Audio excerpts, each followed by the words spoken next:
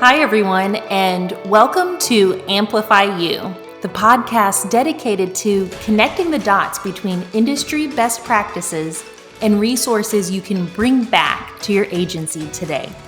I'm your host, Caitlin Agar, Head of Learning and Development for Indium, and one of the many content contributors working to bring the future of professional development to the insurance industry.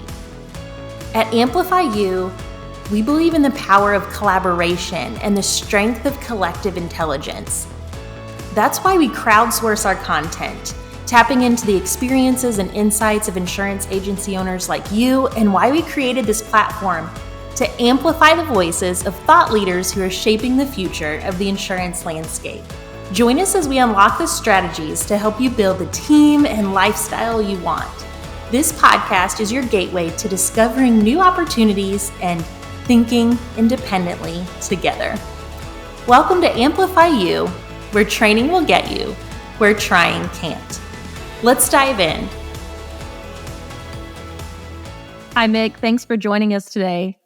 Thank you for having me today. So I had the privilege of hearing you speak just this past weekend in Phoenix at the Agency Success Conference, and you brought just such a great presentation on KPIs that agency owners can be looking at inside their agency. Can't wait to pick your brain on that a little bit more today. And for those of you listening, Mick Hunt is the CEO of Premier Strategy Box, and he consults with agencies and helps them develop strategies around their sales ops and their rev ops to grow successful agencies that are targeting commercial accounts. And that's such a huge hot topic for agencies these days. And just, we can't wait to learn more about that today, Mick. Let's dive into it. I love it. Yeah. So I know that you've been traveling a lot. So tell us a little bit about what's keeping you on the road and what life looks like these days at Premier Strategy Box. Yeah. I tell people all the time, like when COVID happened, the insurance industry panicked. Like we didn't know what to do, right? Because we're used to events and conferences, and that's how we network and figure out what's going on new in the industry. Well, COVID happened, and then all of a sudden, everyone is making up for all the events they couldn't have in COVID, plus their typical normal event as well, too. So it's crazy. I think last year I was at 15 events that I had to speak at. So I purposely took Q1 off this year so that I could prep and recenter myself a little bit. And Q2 has been off to a rampant pace. But I mean, we have a lot of great networks in our industry. We have a lot of great conferences and all of that in our industry. So it is good to be out there and to give back a little bit to the industry for sure. It is. So what are your favorite things to speak on right now at events? When you do go out to an association or to a conference and you're the keynote, like what do you like to get out there as your message right now? So usually it's three things. And the first one for me is dedicated purely to agency principles. And it's about being a real CEO and not an insurance agent. And that's what you just heard me this past week, right? So it's identifying the KPIs that you really need to be a business owner and a CEO, not just an insurance agent. So I love that. The second topic is usually like agency best practices. So what processes do you need to have to really organically grow your business? And then the third topic, probably the most popular one, is around sales ops. So sales strategies for commercial and commercial producers. Well, those sales ops are so important. And for agents that are out there hustling, prospecting, trying to get those leads in the door, you want to know that your team's going to be able to turn that lead into a relationship and close that business, because of all that time spent with the networking and trying to form those relationships. So what kind of questions do agents ask you towards the end? When you have like 2 to 3 minutes left at the end of the presentation, you can open it up for questions. What kind of stuff are they throwing at you? Yeah, so in the agency principal one, when we talk about KPIs, because our industry, I'm going to say, isn't like most industries where data is readily available. So it's like, okay, you talk about getting our customer lifetime value. How do I get that in my management system?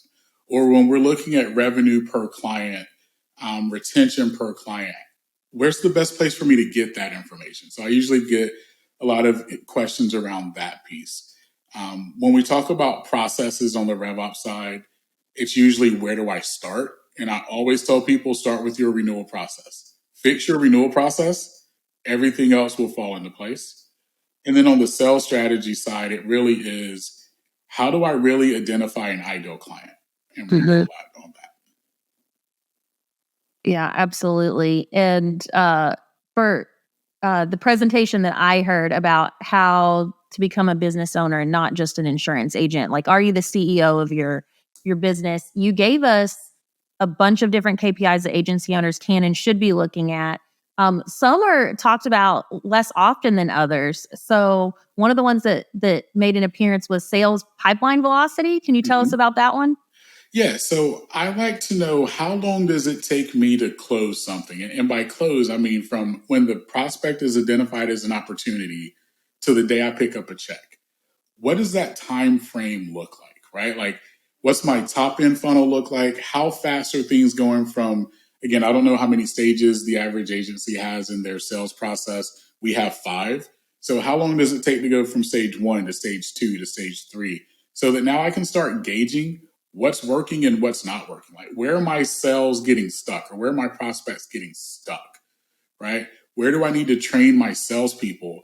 And then, do we need to ask better questions to get things to move from one stage to the next? So I really think the velocity of your sales pipeline is critically important. To me, it's more important than close ratio. Like, I don't care about close ratio. I know that sounds weird being a sales guy, but I care more about how long is it taking me to move a deal through my pipeline. And I imagine that started long before you opened Premier Strategy Box, because you've lived this and breathed this. And back in the day, before Premier Strategy Box opened, what was your role and how did you first begin in sales? Yeah, like everyone else, I started as an agency owner. Well, I mean, I work for an agent, and I always say I helped build their dreams. Right. And like Martin Luther King Jr., I had a dream too. So I wanted to have my own dream to where I could build my own legacy. So I started an agency, and really that's where it became. It was, how do I be different? How do I grow fast? So for me, my path was, I was an agency owner, grew from nothing to over 3 million of revenue in 3 years. And revenue was another KPI that I have agents focus on instead of premium. Like, I don't care about premium. I can't spend it, can't see it, can't live it, but I can spend income, right? So we focused on revenue first and foremost. And then from there, I went to go oversee a large MGA where I inherited 50 million of revenue, grew that 50 to 70 million. And again, just focused on the right KPIs, the right processes, and the right sales strategy. So that's a little bit of my background. So you did grow really fast. So you thought to grow really fast and then you pulled it off. And now you're sharing those techniques with other agency owners that are looking to figure these things out. So yeah, organic growth doesn't have to be difficult, right? It's not easy. I'm never saying it's going to be easy. I'll never lie to anyone.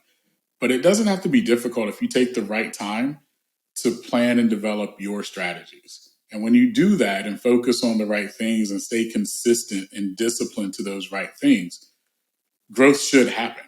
And if you do it right, scalable growth should happen. So when in that timeline did you decide to go a little bit of a different direction and open Premier Strategy Box?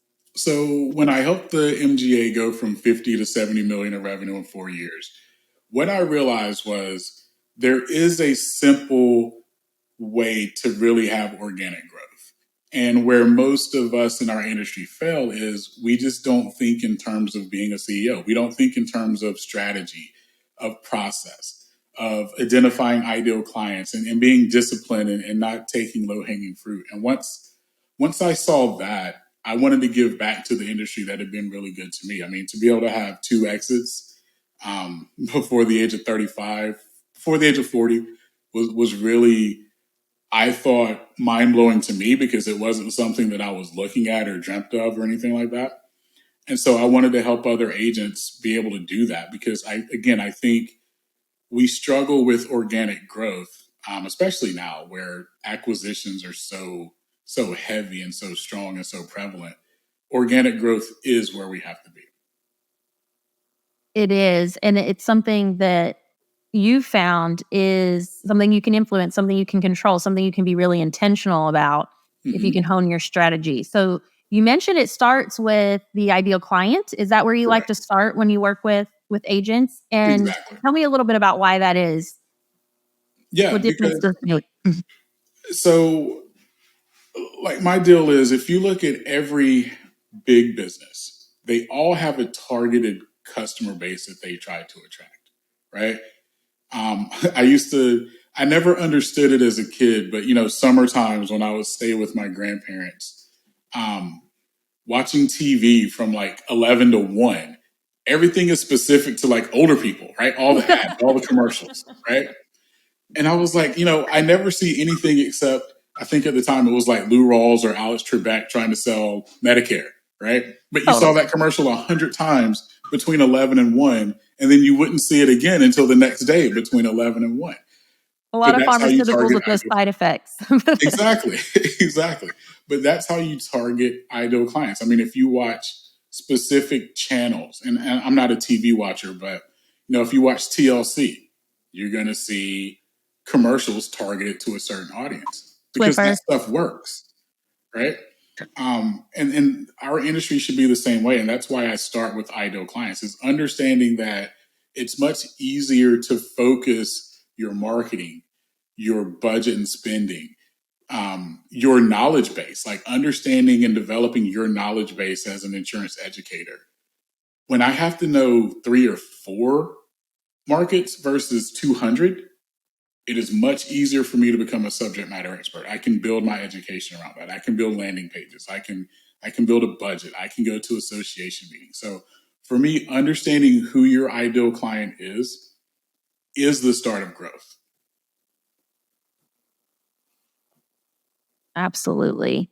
And I've seen that be critical for personal lines agents who know that they want to be selling more commercial accounts. And while it's important to identify your ideal client on the personal line side, if you haven't yet tackled that and you're pivoting to commercial, you're going to experience a really heavy education load trying to learn the different verticals and which market you're going to go after and how you're going to educate your team and train your team and learn these different businesses. So I could see that being a huge advantage to taking time to sketch out where you're going to get the most ROI for your time, where you want to be. If you know you're going to want to spend time going to associations, that's more time that's booked on your calendar. You need to have a strategy for how you'll get the knowledge base when you're beginning to pivot into those accounts. So what kind of questions do you ask agency owners to be thinking about when they're identifying their ideal client? Yeah, so we actually have an ideal client template. And I'll share that with you. I just shared it on LinkedIn last week. So if you go look at my LinkedIn post or our company LinkedIn post on ideal clients, we have a template that literally guides you through everything that you need to know with ideal clients. And as an added bonus, we gave everyone kind of like a free blank template as well too. So we've got one completed and then a blank one that you could use. So what are the things that we talk about? The first thing we talk about is, what does your ideal client look like, right? So, what vertical are they in? How many employees do they have? What's their geographic location? And then most importantly, what's the average revenue, right? Now, again, I'm a revenue guy, so I'm going to tell you, don't waste your time on anything under $1,000. Like anything under $1,000 of revenue should not be an ideal client, right? I want to go purposely look for my ideal client. So that's the first, is what do they look like? Then we get into contextual details. So what are their challenges? What are their pain points, right? What are their goals? Because if I know that, if I know those items, now when I'm having prospecting conversations, I can ask really good questions that I should know the answer to. And I'm showing that prospect that I know their industry, right? And then lastly, we want to know, what does the decision maker of that business look like? So I know what the business looks like. Now, who's the decision maker and what do they look like, right? Where do they spend their time? Do they spend their time on social? Do they spend their time at associations? Because wherever they spend their time is where I need to spend my time, right? I need to meet them where they are because they're not going to come to me, right? And then what's my conceived competitive advantage?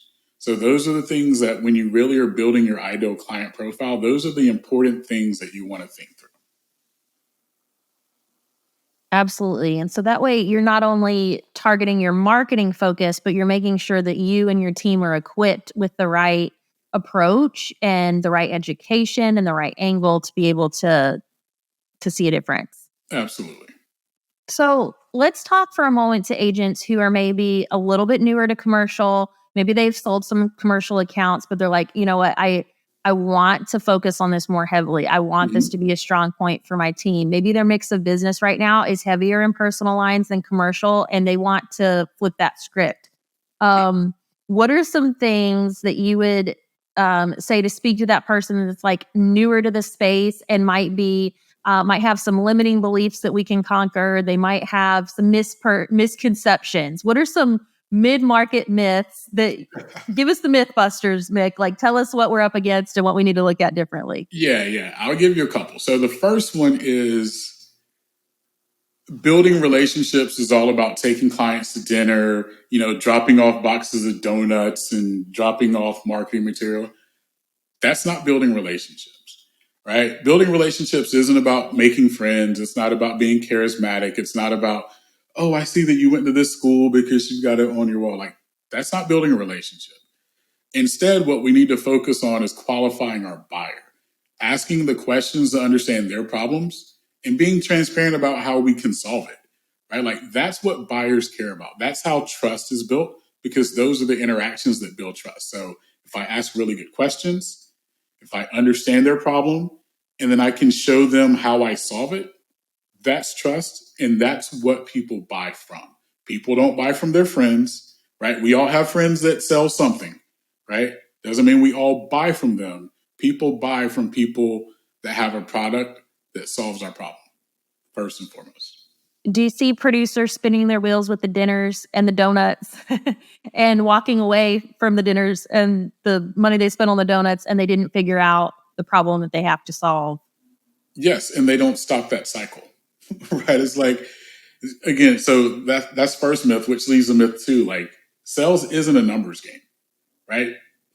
Sales is not a numbers game. Sales is a quality game. So sales isn't a numbers game. I mean, break that one down for us, because I would say that's a pretty common perception out there, is that you can back into the numbers. Sales is a quality game. When we coach producers, we always tell them, we don't care. You're never going to hear me say, or anyone on my team say, you've got to make X number of calls and you've got to set X number of appointments and you got to do X, Y, and Z. What we care about is quality. So what I want you to do is set aside time to actually prospect, right? I do want you to set aside time to prospect, but I care about the quality. If you and I are co-producers somewhere, right? And we both have 2 hours of prospect, and I make 100 calls and get 4 appointments. You make 6 calls and get 5 appointments, or let's say you got 4 appointments. Who had a better time of their quality? Who had better quality in their prospecting? You did, right? Like, it's like me. Like, I know I need to get in shape. If you tell me, Mick, you've got to do 500 push-ups a day, I'm just going to start counting down, right? From 500 to 499 to whatever. By the time I get to like 400, the quality of those push-ups go to you know what. Same thing when we talk about making phone calls or doing drop-in visits. The quality of those calls and visits start to degrade because all we know in our mind is, all right, I've got 50 more to do, 49 more to do, 30 more to do. So it's not a numbers game. We should focus on the quality that we're trying to do, because that's what's going to stand out. I'd rather you perfect the quality of your call, the quality of your presentation, the quality of your visits, than just sticking to a number. So to me, that's a big misconception, is sales is a numbers game. It's not. Well, yeah, thanks for shedding a different perspective on that one, because I think that one is really common and it can lead to burnout. So it does. A lot of effort that doesn't have any fruit is super frustrating for someone that's trying to learn a new vertical. Yep. I'm all about time management. I'd rather block out time to get things done, right? That could be follow-ups. That could be, research, which is very important in sales. I don't necessarily care about numbers of things that you do, because it's real easy to back into data, right? Like, when I see the end result, I can back into how I got there. And that's why we have this misconception that sales is a numbers game. It's really not. You can back into literally any number that you want and present data however you want to around that. So don't let people fool you that sales is a numbers game. They're just looking at end results, telling you how they got to where they got to. Doesn't mean that that's the proven method or those are the precise numbers. It's just that's how they got there, and they're backing into those numbers. So instead of backing into someone else's map, you can write your own directions. And you should. You totally should. Again, same scenario, right? It takes me 100 calls to get 4 appointments. It took you 6, right? If someone listened to me, the math would be, hey, you've got to make 100 calls to get 4 appointments. And that's what someone's going to do because that's what it took me to get there. But it took Caitlin 6. I'd rather listen to Caitlin and her story about how she focused on quality as opposed to making 100 calls. 100%. So now that we've busted that myth, what does that mean for our cold call strategy? So here's cold calling. Cold call is important. I know it's 2023 and people are going to tell you that social media is really important. You got to place out a lot of content. Here's what I'm going to tell you. Working with producers across the country, being a producer myself, being on the other end where I have a lot of middle market and large commercial just clients in general that aren't in the insurance space. Cold calling works. Cold calling is still always going to be the leading guide, the leading pathway to appointments. Most of the time in middle market and large commercial, your decision maker of your ideal client isn't on social all day, right? Now, they might use social to validate who you are, but I promise you, you're not going to get appointments by sending out a bunch of email blasts or having a whole bunch of content because the CEO of a Fortune 1000 company, which is going to be mid-market, large commercial, they're not sitting on Facebook or Instagram or Twitter or LinkedIn all day. Can guarantee you.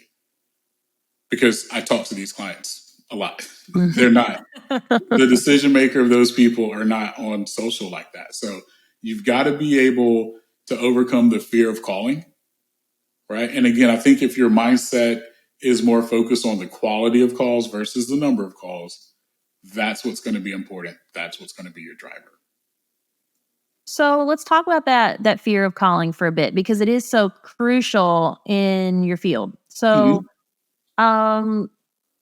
in today's post-COVID world, where a lot of salespeople are working at home in a virtual or remote environment, and they're not in an office where their colleague next to them is cold calling and their colleague next to them is cold calling, and they're doing it together, I've noticed that can increase the mental load. It's a little bit easier when you have someone next to you that's also cold calling. So could you speak to someone who is not only cold calling and like working to get through that barrier, but they might be trying to figure that out at home?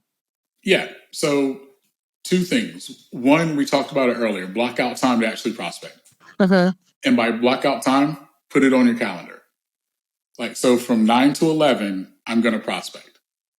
Put it on your calendar. If you're in a team environment that's also remote, hey, why don't you guys get together and let's have cold calling times together, right? And then at the end, we can talk about the number of appointments that we got, which is point number 2. I'm going to put everybody's mind at ease on how to prospect the right way. The mission of prospecting is to get an appointment. That's the mission of prospecting. You should go into your cold calls, your prospecting calls, thinking, I'm going to be on the phone no more than 3 minutes. Cold calling is not about trying to sell features and benefits. It's not trying to get a quote, right? You're interrupting someone's day. You have literally 30 seconds to get them to hear you, another 30 seconds to say why they should set an appointment with you, and 30 seconds to close that appointment. That's a minute and a half, right? If you're spending more than 3 minutes, you're speaking way too much. So go into your prospecting calls thinking, I am just trying to get an appointment. So how I don't want to put you on the spot, and I know this one might be behind a paywall. I'm not sure, but can you give us some of that secret sauce and let us know what that might sound like if you were calling a company and what's the name of your company? We're going to do this live. This is pure improv right here. So the name of my company is Mint Dentistry, and I own not just one Mint Dentistry, but a whole bunch of them. Okay. Cool. All right. So ring, ring, ring. Hello? Hey, this is Mick with Premier Strategy Box. I'm looking for a little bit of help. Can you help me? Oh, hey, Mick. Sure. Be happy to help you. Great. I didn't catch your name. What's your name? Caitlin. Caitlin, can I literally just take 30 seconds and tell you why I called? And if it doesn't make sense, we can stop the conversation. Is that fair? Oh, sounds fair. Great. Caitlin, I work with dentist offices just like yours that are struggling with their medical malpractice. They're also struggling with professional liability directors and officers. And then, Caitlin, they also, since the advent of COVID, didn't realize that they should be getting discounts on their insurance that they're deserved. But you know what, Caitlin? I don't know if that's relevant to you and worth the conversation. I think it probably is. It wasn't a conversation I was planning on having today, Mick, but it's been kind of in the back of my mind planning to put it on the to-do list. It's one of those things I know I have to deal with at some point. Great, Caitlin. You know what? I know that I bugged you and caught you out of the blue. What I would love to do is set an appointment where we can actually have time to talk about your insurance needs and see if it makes sense to even walk down this path together. Because I'll be honest, I don't know until we have a conversation. Caitlin, I'm open tomorrow between 10 and 11. And then I'm also open Friday afternoon between 2 and 3. Do either of those times work for you? How about the Friday the next week? I think the Friday the next week would work. How about that one, Mick? Friday the next week, I'll have to move something around. But if 2 to 3 works the following Friday, I can make that happen.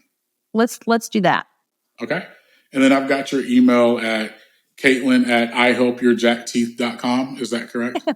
That's exactly right. All right, Caitlin, I'm sending over this meeting invite. Can you confirm that you received it? I'm pressing go right now. Confirmed. All right. So, Caitlin, I will see you next Friday, 2:00. Obviously, if anything comes up between now and then, just give me a buzz. Naturally, if something happens on my side, I'll do the same. Caitlin, typically this meeting is going to last 30, 45 minutes where I just get to hear your situation a little bit more to see if there's something I can do. I believe that I can, but I want to confirm that during that meeting. Is that fair? That's fair. All right. Thanks. So there you go. Awesome. Now we go much deeper than that when we teach it to give you like the real strategies, but I could hear some of them. A couple of things. I immediately asked you for help. Mm-hmm. You're not going to hang up on me if I'm asking for help, right? Like if I say, Caitlin, I'm looking for some help. Can you help me? Or Caitlin, I'm looking for some help. I'm not sure you're the right person to talk to. Genuinely, at that point, your wall's starting to come down a little bit, right? Because it's in our human DNA to help people, right? When you said you'd help me, I said, hey, I just need 30 seconds of your time. You gave me 30 seconds. I didn't sell you features and benefits, right? I simply went straight to an appointment. I gave you a really brief 30-second commercial because I didn't write dentist office in my deal, so I couldn't tell you what their pain points are. But when I know your pain points, my 30-second commercial is about your pain points, right? And then that's how we roll. And so when we work with producers, we actually build out our cold call strategy, right? And the same strategy works whether it's a cold call, a walk-in visit, or an email. And I have the data that supports the results that we get with all of that. But it's really hit on pain points, ask for help, hit on pain points, close for an appointment. If you do that, you're going to get more appointments and meetings than you ever got. I love that. And what stood out to me about it, and thanks so much for walking me through that and letting me put you on the spot. That was fantastic. Is a couple things. It felt totally doable. That didn't feel like an unnatural conversation. It didn't feel super pushy. I didn't hear gimmicks. I heard strategy. Right. And I heard that you were prepared. So I didn't hear pushiness. I heard preparedness and that you thought about what you're going to say to the person, what their pain points might be, how you were going to handle scheduling the appointment when it came time to like actually getting that time on the calendar. You were totally ready. So I think that that's encouraging for someone who could be dealing with, qualms about cold calling or feeling anxious about it, being able to hear it in that frame of like, this is just a conversation where you're calling and asking for help and then offering help. Exactly. And that's where, again, I tell people, the mission of prospecting, the mission of cold calling, drop-in visits is to get an appointment. People were not prepared to meet with you the first time they meet you, right? set an appointment to where they can be, so that now you can get into your real strategies of uncovering pain or seeing if you need to do a broker of record letter versus reshop the market. Like, you can't do any of that until you have the prospect really focused on you. And it is never the first time that you call or the first time that they see you. And for whatever reason, we drive down that pathway first, where we want to talk about features and benefits. And, oh, by the way, are you ready to fire your agent? Well, no, they just met you for the first time. It's never going to work that way. It doesn't work that way. So let's say one of our agents is cold calling commercial. They're having success. They're booking those appointments. Let's say you get that appointment on that calendar. Take us back to the first time you got an appointment with a decision maker at a Fortune 1000 company. Like, what was that day like when you had to walk in there and you're like, okay, I got this appointment and I'm about to chat with the decision makers at a Fortune 1000 company? So for me, I was never nervous because I was prepared. So I didn't walk into an appointment unprepared ever. So I was very confident in myself and I felt like I belonged, right? I'm a decision maker just like they are. I'm a very important person just like they are. And that has to be the mindset that you go into everything. Like, if you go into it like, oh my God, this is going to be the biggest deal I've ever done, that's going to show. You've got to be prepared. I'm not a person that says fake it till you make it, because I don't believe in faking, right? But you got to have confidence that you deserve to be at that table. Absolutely. And the courage to go in there and try, like, taking those skills that you have and the preparedness that you have and being willing to just have those conversations, knowing that the value that you're bringing will, resonate. So thanks for sharing. Also to younger producers or producers that maybe this is your first big account that you're sitting at the table with, take someone with you, right? Take someone with you. Take a guru with you. Take, whether that's someone on the carrier team or someone within your agency. If you don't feel like you're prepared, number one, don't take the appointment. But if you are prepared but you're just a little uneasy, bring someone with you. Don't feel like you need to fight it yourself. That's great advice. And thanks for giving us a glimpse into some best practices and some things that agents can take with them as they are seeking to bring on more commercial accounts and change that mix of business in their agency. And those are so many like actionable things that we can start thinking about in the agency field. How about for the agency owners? I know that you mentioned one of your top 3 things to speak about is becoming that business owner and not just the insurance agent. And a lot of the insurance agents that we're talking to right now are writing commercial business. And so that they're active and working with business owners on a regular basis. And they're also seeking to be the best business owner possible of their agency. So what are some of the responsibilities of a CEO and things that you'd like to see agency owners looking at in a different way than they may have in the past? Yeah, I think first and foremost, understanding your responsibilities, which is where you're going, setting aside CEO time, right? So this is my CEO hour or 2 hours today. So one of the responsibilities, I think the biggest, is culture. The culture of your agency is your responsibility. Because you can't delegate that one to someone else. No. The culture is a reflection of you, right? So understanding that you drive the culture, everything is a reflection of you, is important. I'd say a couple of other responsibilities is the success of the business is your responsibility, or lack thereof, right? So if you're not hitting standards or objectives, it's you, right? So understanding that. And then being involved, what I'm going to say, in community. So you are the relationship builder as the CEO. So, your vendors, your carriers, your community, it's your job to build those relationships at the senior leadership level. So, and I think I said this when we were talking the other day, right? Like, I don't mean that you need to know the territory reps of your companies or the underwriters of your carrier partners, but you should know the senior leaders, so that when it's time to ask for a favor, or when it's time to have conversations about what's going on in the performance of your book of business, you're there. And then obviously setting bottom line KPIs is your responsibility as a CEO. Absolutely. And then having processes in place to go back and look at those pieces of information and figure out like what story are they telling us and what can we do to tweak our approach. And I know that you work hands-on with agencies when they're putting together like, how do I find this number that I want in my KPIs? And now that I have it, when do I look at it? Now that I'm seeing it, what's the story it's telling me? Where do I go from here? And I think it's so important to have an expert alongside you in that process so that you know how to interpret those numbers. So thanks for sharing that with us, Mick. And tell us who you can best help. Who is the agency owner that could most benefit from your services and the work that your team does in the agency community? Yep. So I'd say first and foremost, from an agency owner perspective, the agency owner that is now trying to be a CEO, right? It's like, okay, Mick, I'm ready to be the CEO of my business. We can definitely help there. Agencies that are ready to truly grow organically, right? So when you need help with processes and automation of your renewal process, new customer onboarding process, that's really important. And then lastly, agencies that are looking to learn how to sell and sell the right way. Learn how to sell and sell the right way. The right way, yes. And so thanks for giving us those myths about how to not sell so that we could learn how to sell the right way. That's so helpful. And where can agents find you? How can they best connect with you? So mystrategybox.com is our website. I am much more active on LinkedIn than any other social. Like, you're not going to find me on Facebook. I might be on Twitter, but really not.